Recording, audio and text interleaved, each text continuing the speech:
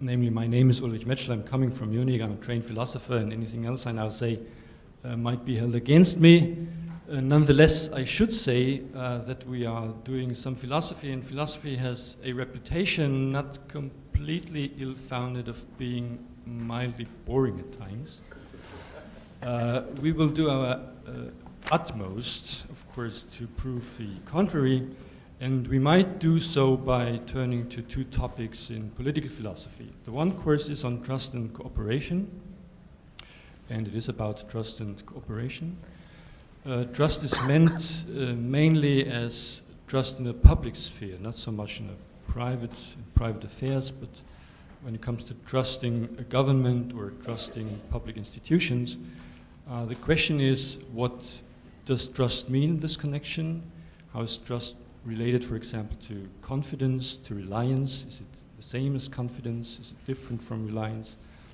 And we will try to approach the topic first from a mild game theoretic perspective. Here you see one of these typical games. You're not supposed to have any previous knowledge for the course, of course. But just to explain, what you see here is a game of two persons, Alice and Bob, and Alice has a choice, the first stage, the first nod, of playing along or just quitting the game. If she quits the game, she gets 5 units of something, say dollars, but Bob also gets 5 units of the same. If she plays along, she passes on the 5 units she would get, but these are tripled, and now Bob has a choice. He may either cooperate or he may not cooperate, he may defect.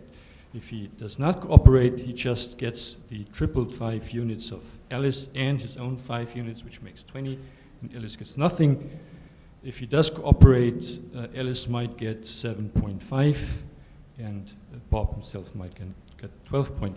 The point is that now, as you see, Bob has a strong reason to look trustworthy to Alice, so that she plays along.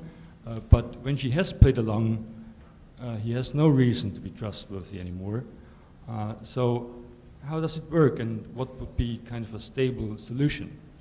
We will just start with examples like this, just to see how the mechanism, maybe the logic of trust really works. But then we'll turn to issues, more real-life issues, how trust really is working in societies.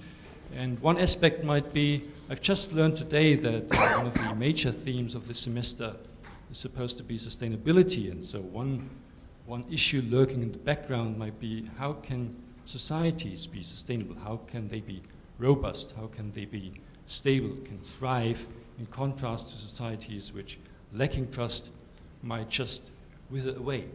That's the first course. The second course is a course on global justice and justice, fairness beyond borders. Fighting hunger and poverty, admittedly a somewhat flashy title. And the pictures I've chosen are not apt to make it any less flashy, maybe. The topic, nevertheless, is a serious one, as we all know. We all are aware of the gross inequalities we find in today's world, and we all sense maybe that something is wrong about the world as it is. The point is, and that's what makes it interesting from a philosophical point of view, the point is that we have no clear-cut conception on justice, of justice on a global scale. We pretty much understand, and even this to arguably insufficient degree, what justice is supposed to be within a society. But we have organized our societies in nation states, and we do not know, we do not understand which kind of institutions might help us to bring about justice on a global and international scale. So the question is, what can be done with this respect? How can we solve maybe this situation? How can we conceive justice on a global scale? And that's basically what the course turns on, including hunger, poverty, and also a bit of immigration.